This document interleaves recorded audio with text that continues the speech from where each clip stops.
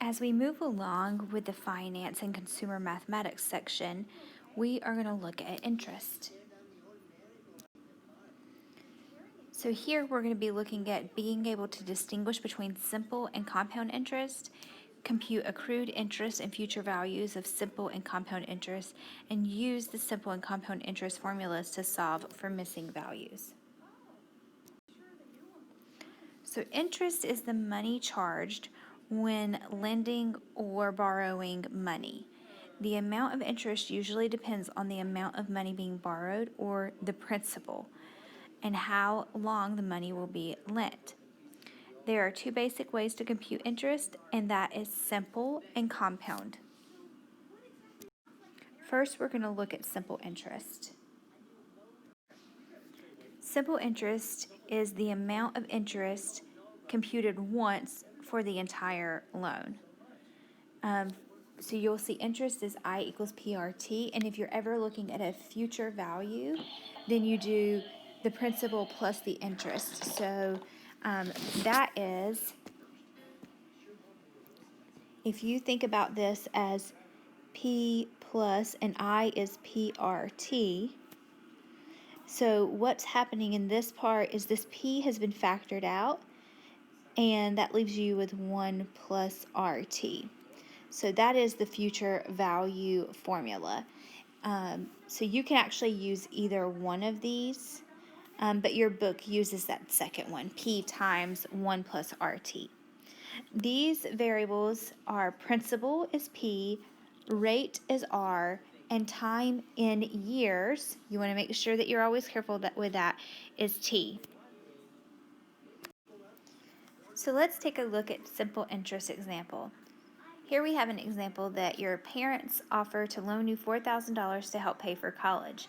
At the end of 3 years, you would need to pay them back plus 5% simple interest.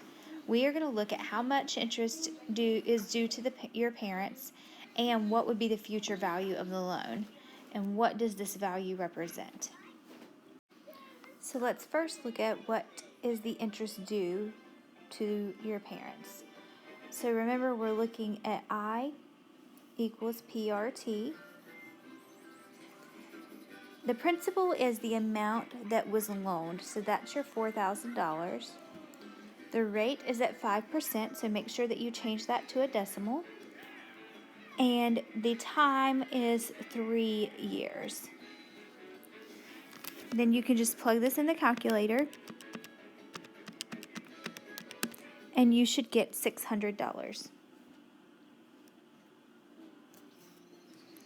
The second question is, what is the future value of the loan? So that, remember, is the principal plus the interest. We've already found the interest.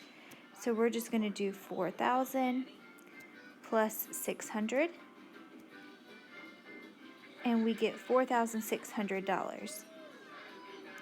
This represents the total amount needed to be paid back to your parents at the end of 3 years. So still looking at the simple interest formula, we're going to look for missing values. So remember that simple interest is I equals PRT, and we're going to be plugging in what we know and finding the missing piece. So for this first one, we have I is 120, P is 500. We do not know our R, and we know that the time is 3.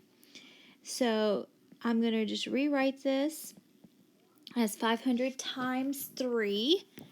So when you do 500 times 3, you get your 1500 and then R. And when we are solving equations, to undo multiplication, we do division. And so I'm going to divide on each side of the equals so that it's equal. You always want to keep your equations balanced as you're solving. So on this right side, we have 1500 divided by 1500, which gives us 1 and leaves us with R only. And on the left side, you're going to do 120 divided by 1500. And that gives you a simplified fraction of 2 over 25. And that's not how we look at rates. So you could just get your decimal answer there. And that is 0.08. So this means the rate is 8%. So I would like for you to try number 2. You can pause the video, and then when you come back, you can see the answer. So here is that number 2 example, and you can see that we get 2.5 for t, which means 2.5 years.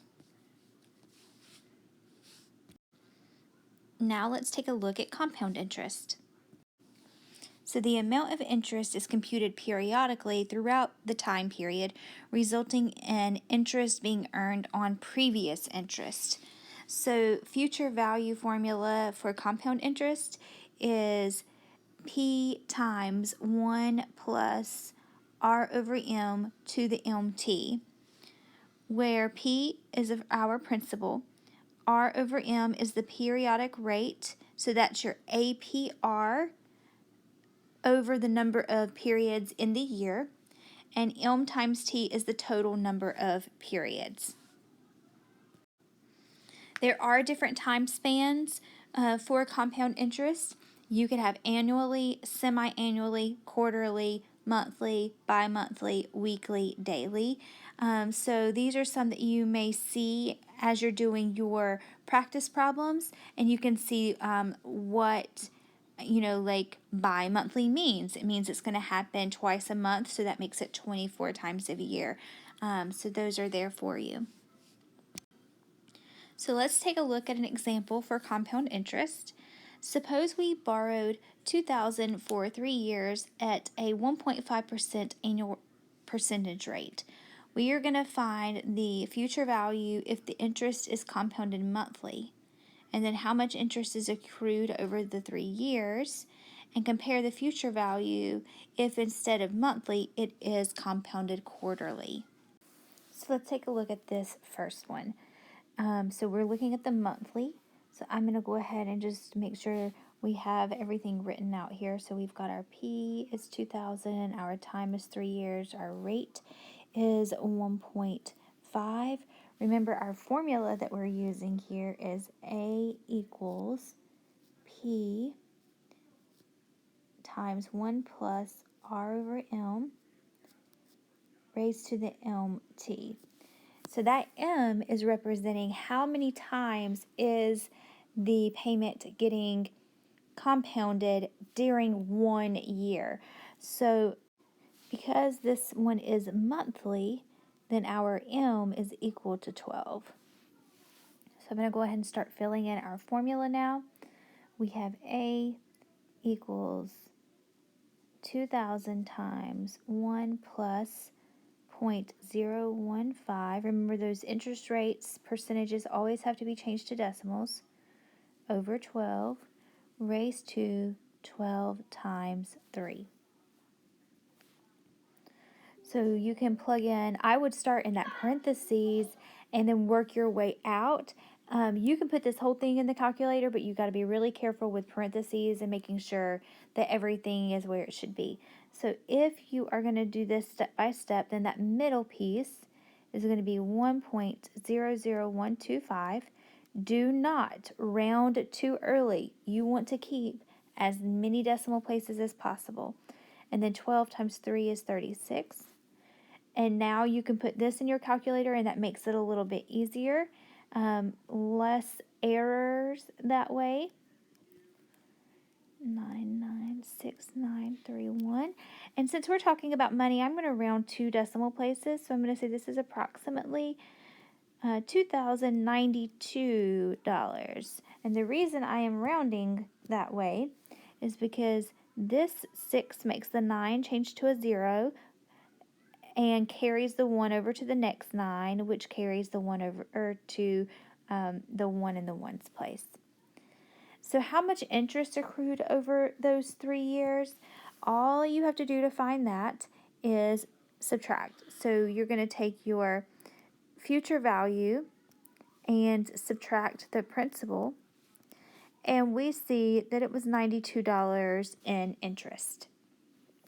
So I'm going to move to the next slide to do number 3, but this time we're going to be looking at quarterly. So quarterly M is going to be 4 because it happens 4 times in a year. So just as a reminder of our pieces, P equals 2,000. Our time is 3 years. Our rate is 1.5%. And this time our M is 4 because we're looking at quarterly. So A equals 2,000 times 1 plus 0.015 over 4 raised to 4 times 3.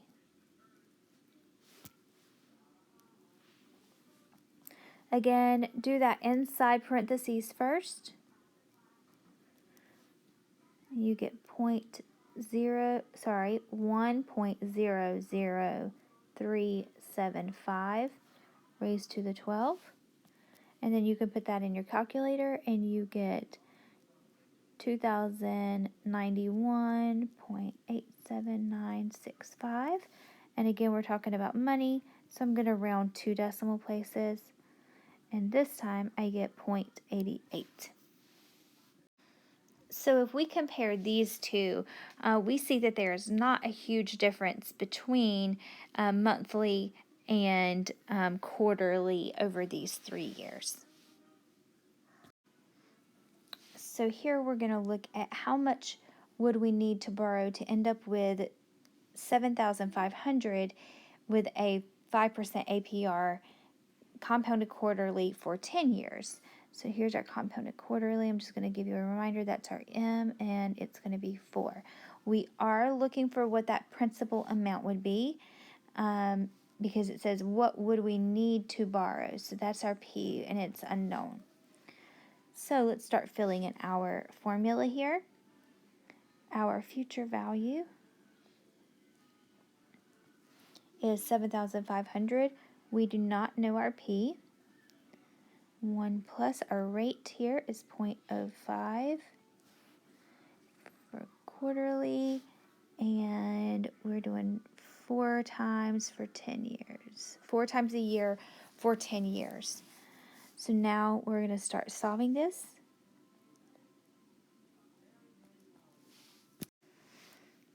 So we have P, and if I again work with that parentheses first, 1.0125 raised to the 40th, and you can do that in your calculator.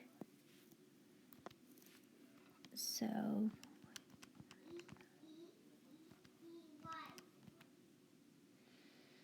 and you're going to get a pretty small number. So you can use that number, and I'm going to show you another way in just a moment of doing this problem.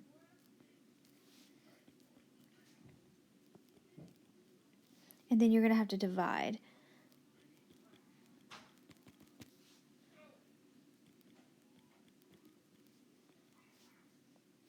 So I'm not writing that whole number out, but I will be using it because, again, you do not want to round too early when you're working with these problems.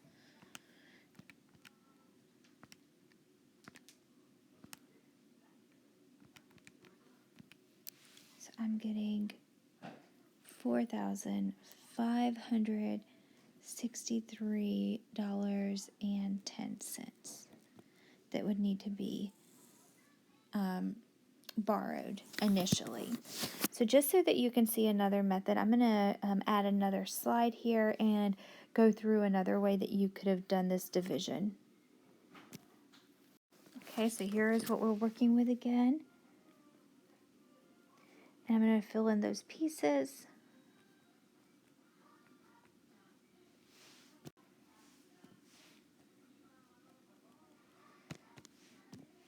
So our rate is 0.05.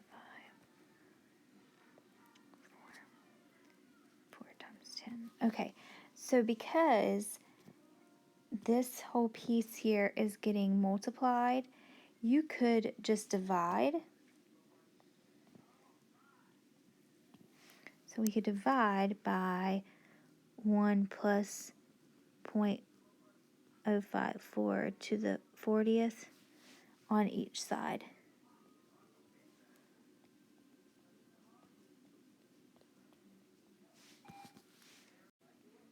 So now you can just solve, and if you wanted to put in your calculator this whole side, you could.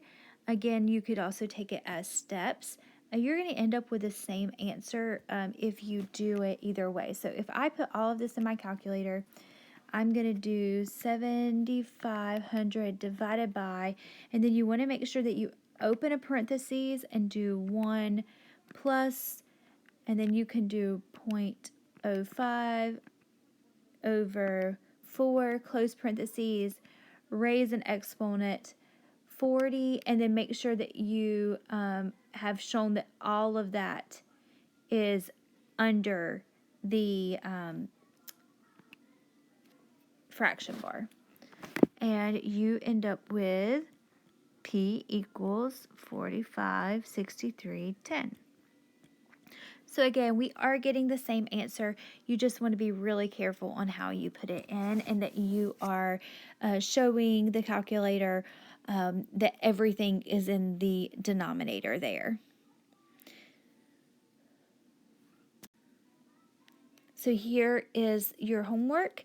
There's some practice that you can do, and then your homework is, of course, in my math lab section 7.1, and that is part of your grade for this week. Let me know if you guys have any questions.